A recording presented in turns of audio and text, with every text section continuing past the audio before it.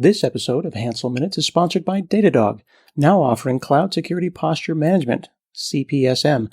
Datadog provides one-click compliance posture. With Cloud Security Posture Management from Datadog, you can ingest data from 450 integrations. You can audit your infrastructure configurations fast. Avoid alert fatigue through Datadog's efficient and dynamic aggregation of audit findings, and get the right alerts to the right teams with bespoke views of possible misconfigurations and violations.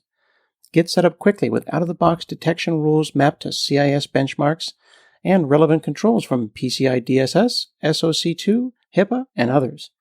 Learn more by signing up for a free 2-week trial by visiting datadoghq/HanselMinutes-security. That's datadoghq/HanselMinutes-security or the link in the show notes. And as a special offer to Hansel Minutes listeners, you can sign up and receive a free Datadog t-shirt.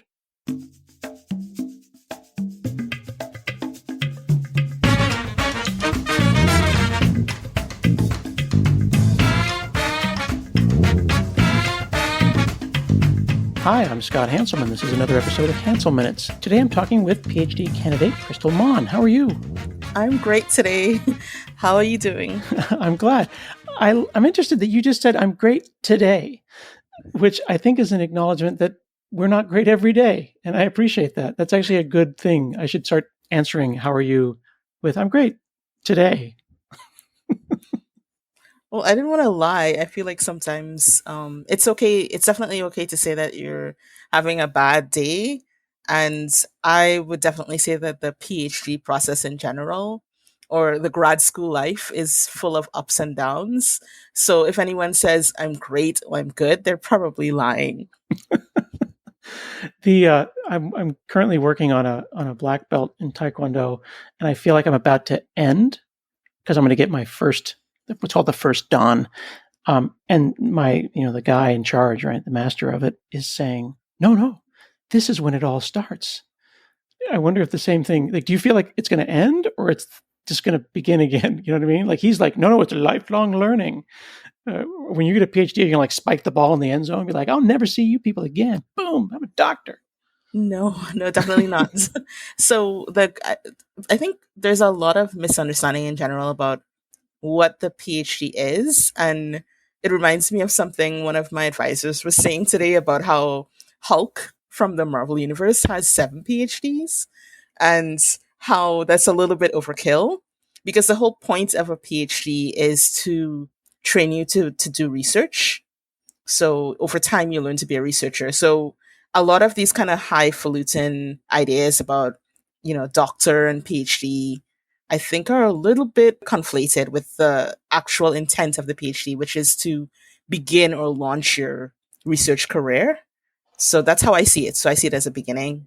Interesting. I think that your professor got that from a meme that's going around TikTok right now, where a PhD declared that Hulk having 7 PhDs makes no sense. What he would be doing is a lot of different postdoctoral research. And he'd be like off exploring other things, but you're not going to stop, then go back and then reset and then start a new PhD. That would be like an unusual thing to do, right? Yeah, definitely. But you just kind of confirm that it is the beginning, though. Like, it's not the end and you're like, yeah, I'm done. Boom, I got a doctorate. And then you run around saying, call me doctor when you like check into hotels and stuff. It's the beginning of your research at that point. And then you spend your life in academia, or do you go to work somewhere? So you actually have a number of choices. I see it more as, and I talk about this a little bit in my blog, it's the beginning of finding a community. So throughout the PhD process, what you're doing, especially in the beginning years, is finding where you belong, where you fit. And once you found that group of people or group of researchers or even non-researchers, it really doesn't matter. You kind of go, those are my people. And the next goal is to kind of make or become part of that community by contributing to that, giving back to that community. And they stay with you throughout your career, or sometimes you engage with other communities as well. But one of my other advisors calls it finding a home.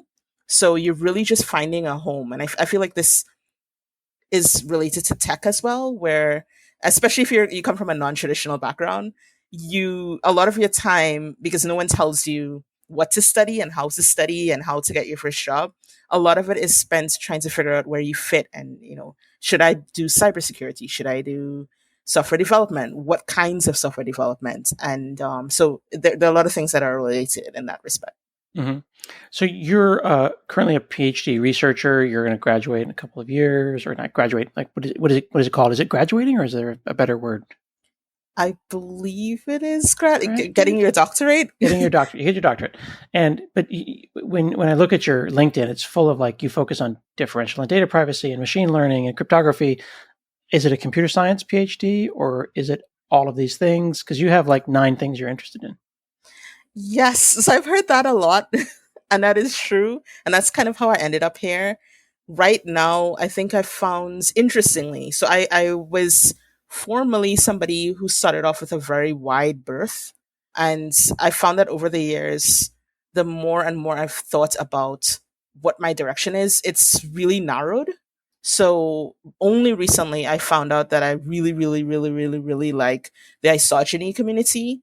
So the isogeny community is there are a lot of PhD mathematics people, but also computer scientists as well. And it's this particular form of post quantum cryptography that is based on this mathematical construct called isogenies.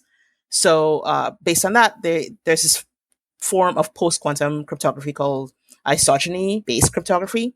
And I believe that since I found that community, I really don't have a desire to be a part of any other community. But before finding that, I was kind of jumping around to all these other different communities because I couldn't quite fit. And there were little parts of each community that I was like, oh, that's interesting. But it didn't really, a lot of those communities didn't really hold me. And that's very similar to how you feel I feel like in tech as well. So I was kind of wandering around a little bit with, I did the interested in front end, interested in learning to code communities, interested in I even went to a C sharp meetup at one point in time when I was in Los Angeles, and all these different things. And I kind of jumped around, and I spent a good year when I was in Los Angeles, and I was first interested in tech, kind of figuring out like, do I like this? Do I like this group? Is their meetup interesting? Are these people interesting? Is that where I want to go? And if you knew me during that time, you would say, wait, you're in an Elixir meetup and a C sharp meetup?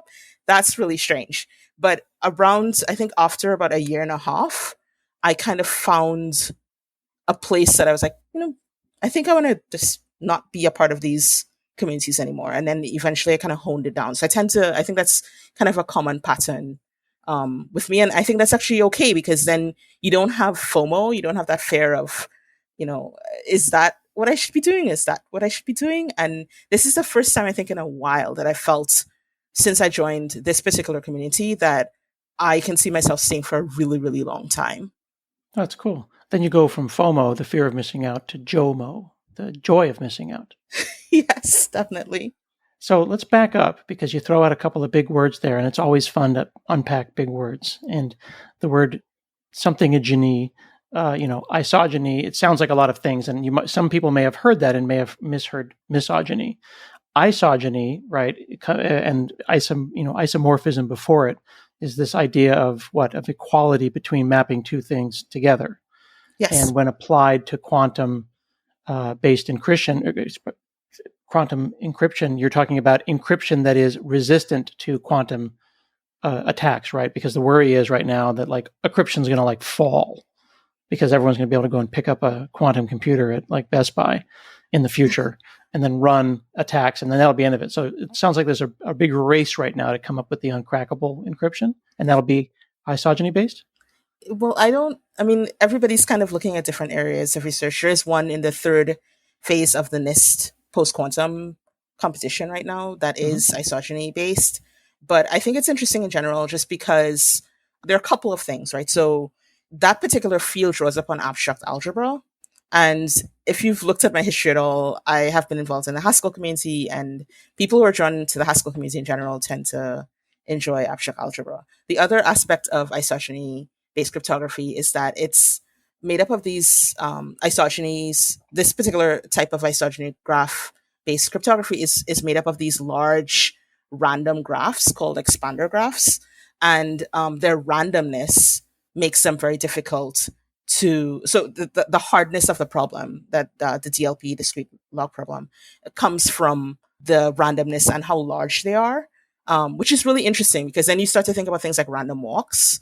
And if you had two people trying to get to the same point as in a Diffie-Hellman key exchange, but you quantify that instead in terms of a graph-based type of problem where you're doing a random walk, how would you decide to exchange information, and how do you make sure that someone listening in might not be able to discover what their path was? And I think that, I don't know, those kinds of questions are just really interesting.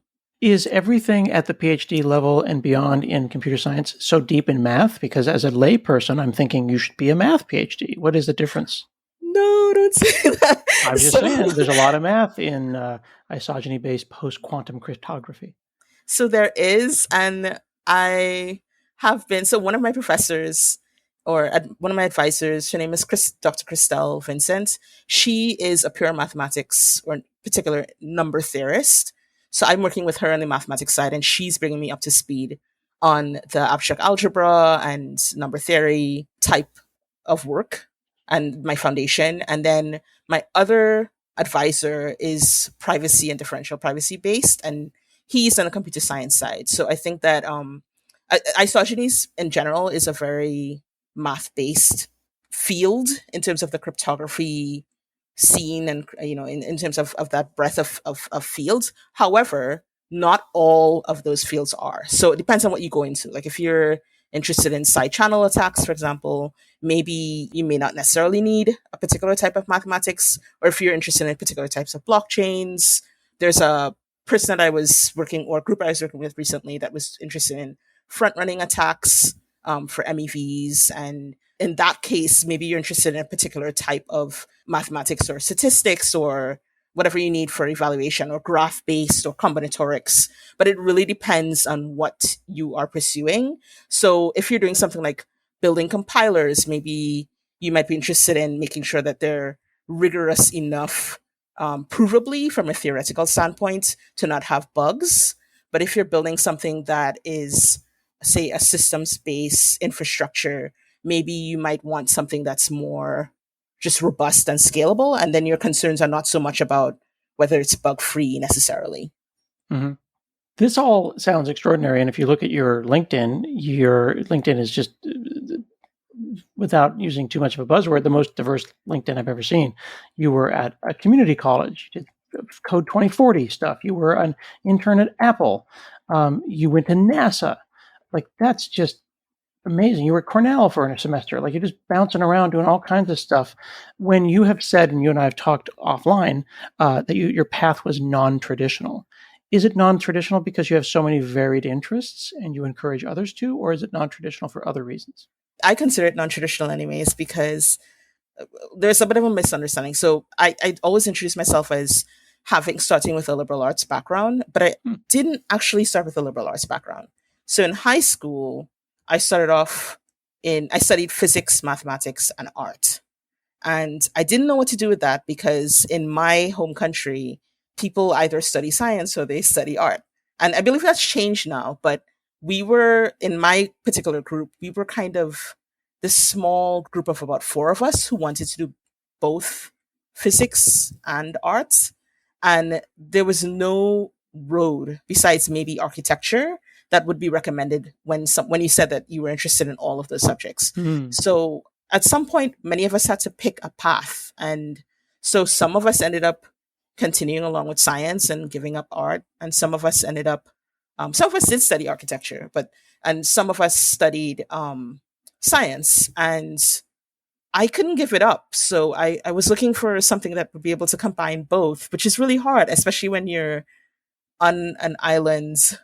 My island, I mean, we're developed, but I mean, like, you're on an island that is colonized, British colonized, and therefore has this educational system that emphasizes certain structures that were from the British that don't necessarily inform the way education can exist, or what it could be.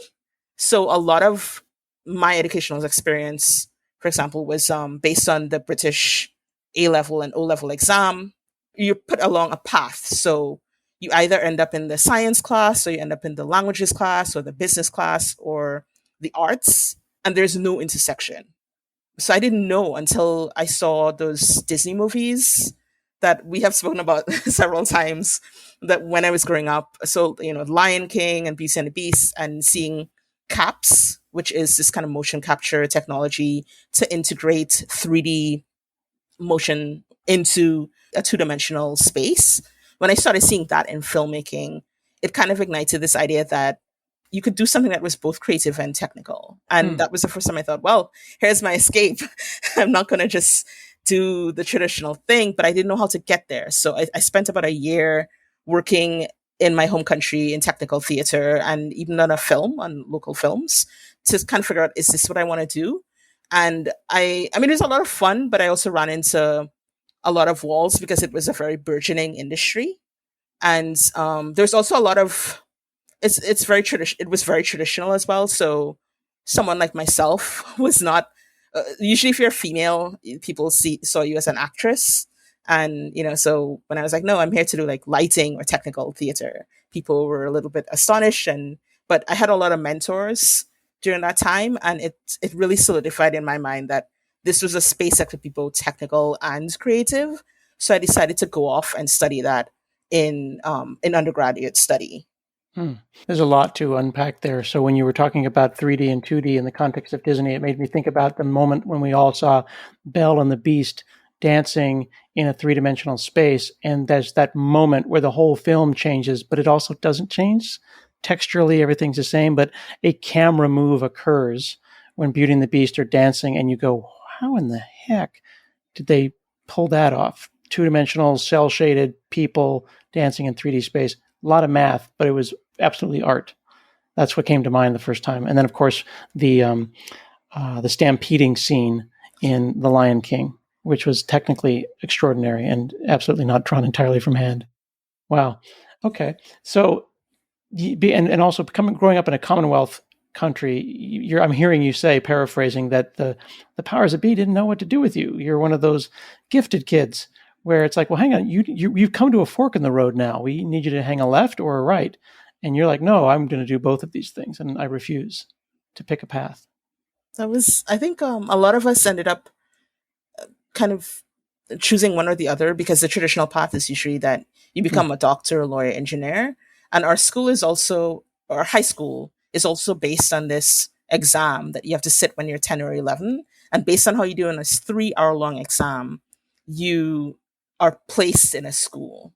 And that school determines whether you learn enough to go to university, or whether you're placed more into a trade school type scenario. And so there's a lot of pressure based on that system. And I guess, like, having that perspective now and looking back, I realize I kind of, I'm amazed by how much I was able to accomplish, and in that system, and how much of that system really emphasized regurgitation more so than creativity.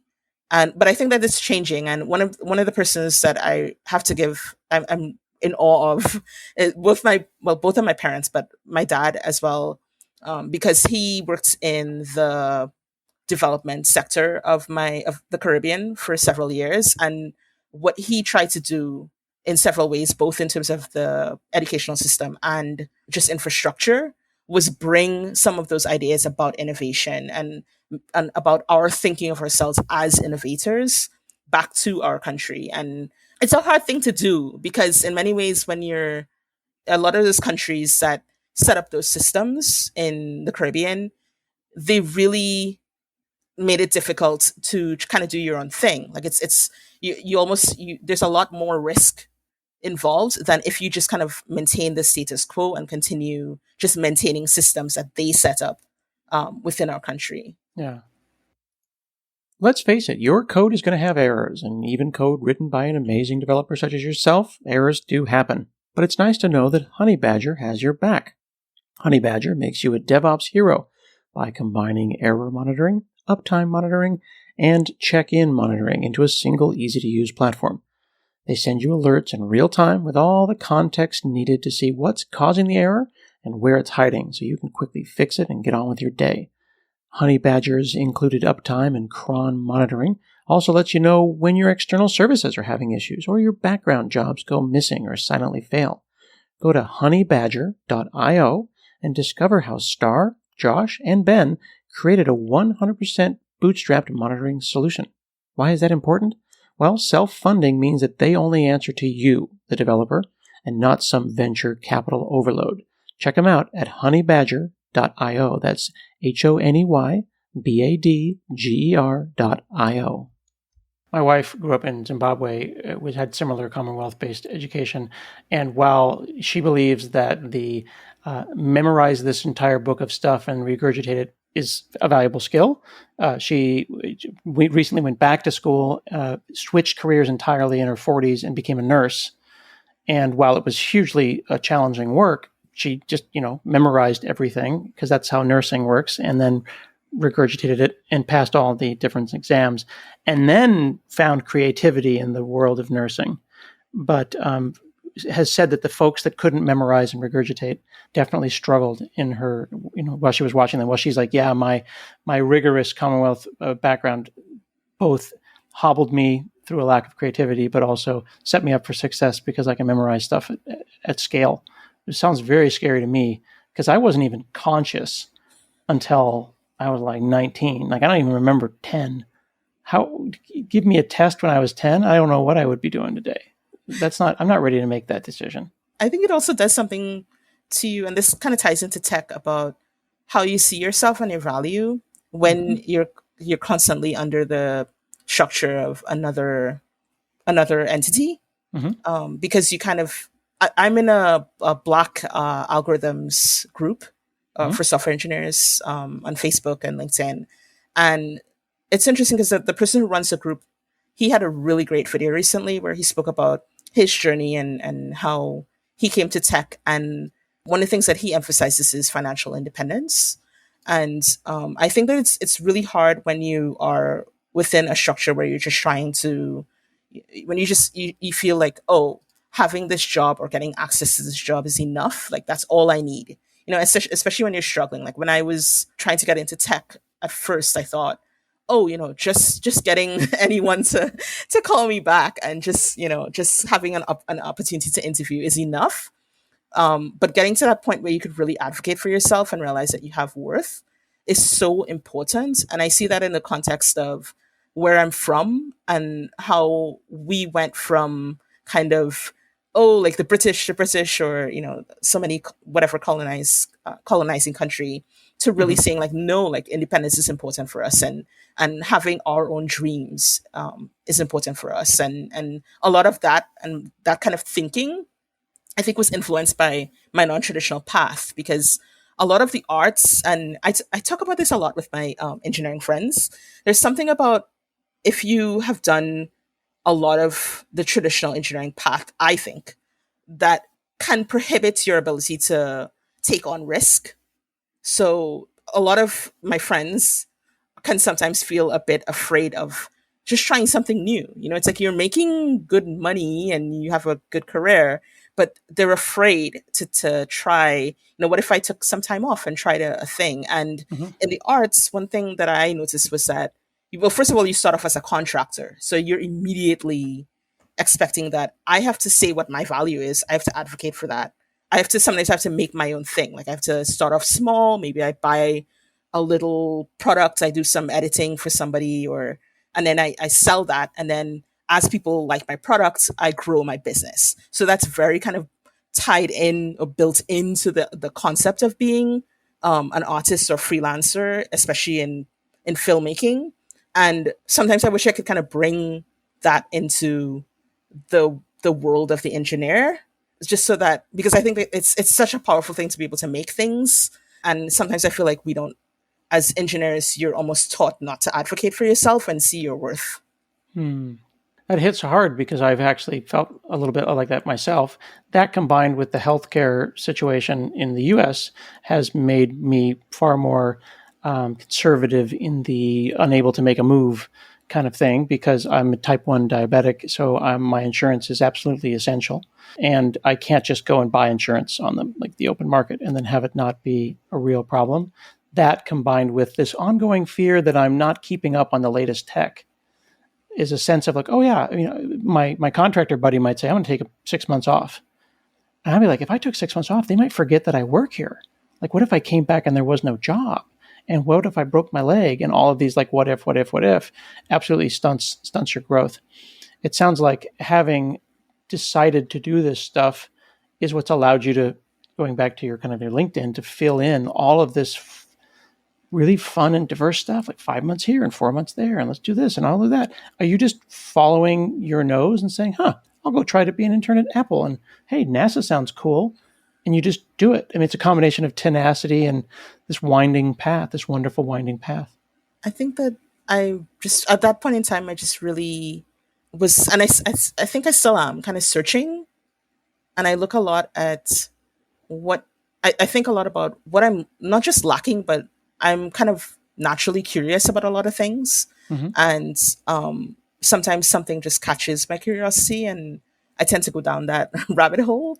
Mm. And at that point in time, at least when I was in Los Angeles, I was going to night school and somehow I went to this Linux meetup because a friend of mine was giving a talk on this personal weather system, I believe it was. He works at Jet Propulsion Lab. And I was in the group and I turned around. I made a joke, and somebody laughed. And then he gave me his card. And as it turned out, he worked at Jet Propulsion Lab. And he was a JPL, who mathematician. works with NASA, for folks that may not know. Yes, yes, they do all the robotics for Mars rovers. But my professor also at community college was a roboticist for the Mars rover as well. But that particular person ended up being a mentor for me and encouraged me to pursue grad school. And so I think that a lot of my experience, and this is why I'm kind of also an advocate for people with different perspectives, and knowing their worth and contributing, is that I felt like my path was a series of things that were unexpected, just connecting together in Mm. ways that I didn't anticipate. A great example is that whole decision to go to grad school was based on the fact that a friend of mine he's the inventor of PureScript, which is this functional programming language based on Haskell, and his name is Phil Freeman. He was a really great mentor for me especially at the beginning when I was consistently going to there's a group called Santa Monica Haskell Meetup, and he'd drive me, myself and another person, home after the meetup and that sort of thing. And he said that he was supposed to present a paper or submit a paper to this conference. And at that point in time, I didn't know what the conference was, but I thought that I should support him and I really wanted to see what he was going to talk about. So I couldn't afford the costs of the ACM conferences because they're always super expensive, which is what I like about IACR, the Cryptological Research Society, is that they keep their costs low. But anyways, so I signed up to volunteer as a PhD student, and I got, well, as a volunteer, which is usually PhD students, but for some strange reason, it happened to be in LA that year, it was 2018, and it happened to be the same, just everything just aligned. The fact that they were like, okay, you can be a student volunteer. It happened to me in my city. My job at the time was okay with my leaving to go, like, during the day or whatever, taking a day off to go volunteer. And at that conference, what happened is that the professors and people there saw something in me and said, you should really think about doing grad school. And my first response was, no, I'm not going to go into debt for for for school, because my usual association is college debt, like, school equals college debt. And they said, no, like, you'd be funded, and this is the kind of stuff that we do and that sort of thing. And it was it was a feeling that, it was really riveting. Like, I'd never had, it felt like a kind of a pivot or a turn. I've there, and I think that there are little kind of moments in your life that define those kinds of pivots. And I was kind of open to seeing where it would lead. And as it turns out, it ended up leading to grad school for me. And so I think a lot about how, if if I didn't have all those things line up, I might not have ended up in grad school. And that's why I kind of also think about how I could bring other people who don't necessarily have all those things line up to still give them access to those kinds of opportunities. I did a thing on Twitter a couple years ago as a hashtag called Be the Luck, where all of those things you describe are very lucky, but of course, luck is a combination of opportunity presenting itself, but then being prepared rather for that opportunity to present itself. Like all those things could have happened to a lesser person who would then not be prepared, and then it wouldn't happen. But you told the right joke at the right time, and the right person was sitting behind you. That they didn't have to give you their card, and on and on and on and on. So then now that you're farther along, that you've taken that fork in the road and you're way farther along, there's other people at the fork behind you. You can be their luck, and years later they'll go, oh, I met Krystal at this thing and she gave me her number, and now I'm the king or whatever. But for them it'll be luck, but you orchestrated just a little nudge, a little, hey, maybe you should go to grad school. There's little moments of luck plus being prepared.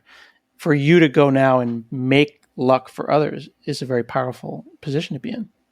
There was a similar thing that happened to me. I don't know if it's on my blog as well too, but there was, so somehow, because I was hanging out in the high school community at that point in time, and I had just gotten laid off from a job that I was doing to pay my bills while I was going all over LA doing all this tech stuff. And although it was at a place that was manufacturing high speed lights at that point in time, which sounds bizarre, but that's kind of what I was involved in. So I had gotten laid off from that because manufacturing, unfortunately, in America, there's a whole history of, it's very hard to be competitive and to, make a lot of money in certain parts of manufacturing. So I gotten laid off, and what I decided to do was spend as much time as I could on the things that I could control, which was still going to school. So I would show up at the library, the school's library, every morning when it opened. And as it turns out, I had applied for Google Summer of Code. It's to the same community that I was hanging out in, and they chose me to do that mentorship. But I didn't have a great computer. I had a $30 laptop at that point in time. And I don't know why I was so naive, thinking that, oh, I could do Google Summer of Code on a $30 laptop, and of course that was wrong. So my mentors, the other chance that I took, I think taking chances is important, which is what we spoke about in the freelancing. There was another mentor who sort of decided to be my mentor, and we just got along, and is still a mentor for me today in the Haskell community. And what they did is, they weren't originally part of the proposal, but I asked, could you look over it for me? And they said yes. And I thought that they had done so much to help me that I just put their name as one of the mentors. And Google didn't seem to have a problem with it. So that person ended up being my mentor along with the maintainer for the open source library. But I still had this computer problem. So I also took a chance. And there was this person called Nadia Ekbal who was running this grant Oh, called the Helium Grants. she's been Yeah, on the show. yes, I saw that. It's like, it's so crazy. She's given so much. Like, she's given back so much, and just kind of been this person who's not just received but given back. And Mm-hmm. I don't know if she knows how much it's affected the lives of so many people. But at She that point will in now. time, yes. But at that point in time, I didn't have a working laptop, and it was very difficult because we were trying to pair program, stream, and run GHCS on this laptop, and on this $30 laptop, and it was taking all day to build just the code base. So I took a chance and decided to write Nadia for the Helium grant, and apply, knowing that it was probably slim because there's so many people who applied. And it was it was like you know, a certain amount of money, no strings attached. And midway through, I saw this email in my inbox, and it said, congratulations, you're out of 700 people who applied. You were one of 11 people chosen. If I hadn't taken that risk, I might not have gotten that opportunity and also gotten to know Nadia. And so, like, little things like that. Like, I think along the way, my whole journey has been just kind of people Mm-hmm. taking or seeing something or investing something. And that's something about tech that I think it runs throughout. There's also another person. So, my grad school too experience. Before grad school, I was trying to figure out which advisors I wanted to possibly advise me. And I went to a particular conference, and one of the advisors that I applied to their school, I was at this particular conference and I was a volunteer because I couldn't afford to go there on my own. And they were heading to the next event. And I was telling everyone, go down the stairs, go turn left, you'll find whatever. And they said, you should apply to my school. And I said, really? And they said, yeah. And they gave me their card. And I followed up and I got into, that was one of the schools I got into. So again, this little series of opportunities that eventually led to things. One of the things as I wanted to add as we close our chat today that I think you might not be giving enough credit for is you've said multiple times in this interview that people saw something in you, but you've shown up. And what I'm seeing, though, is a consistent showing up to big events, small events, being present. And I say a lot when I mentor people in tech that like 90% of it is showing up. It sounds like you're always like, oh, there's a community. I'm looking for my people. What's my tribe? If there's a small event, they're going to talk about this. You go to those things. It's difficult now with the virus, but when things start to open up again, meetup and user groups and get-togethers and table, like that's how you get seen. Tell the right joke, have the person behind you give him your card. You show up, and you've consistently shown up. You should give yourself credit for that. Thank you so much. I haven't thought about that before. I think I feel so, a lot of the time I just feel so indebted to that whole community because, and it really feels that way in tech. I know like tech has a lot of problems and, in its own right, and nowhere is perfect. But for me, my whole story, I felt that it had given so much to me.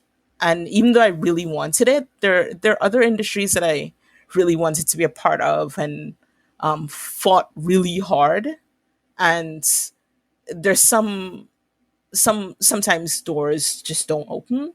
And I felt that one thing about tech though is that if you do put in the work and you do show that initiative, that even if, and it is hard, especially when you're getting your foot in the door, but there are so many people who kind of help you and mentor you, and they want to make sure that things are okay for you, and they become your community, and they become people who support you and advocate for you. And that has kind of informed how I see myself in tech, as kind of like, not, it's not me, it's kind of more of a network of people that will grow over time, and who, and so I want to support that, and I'm always looking out to like advocate for and help people in the same way that so many people helped me when I was getting started. Very cool. Well, thank you so much for chatting with me, Krystal Maughan. This has been another episode of Hansel Minutes, and we'll see you again next week.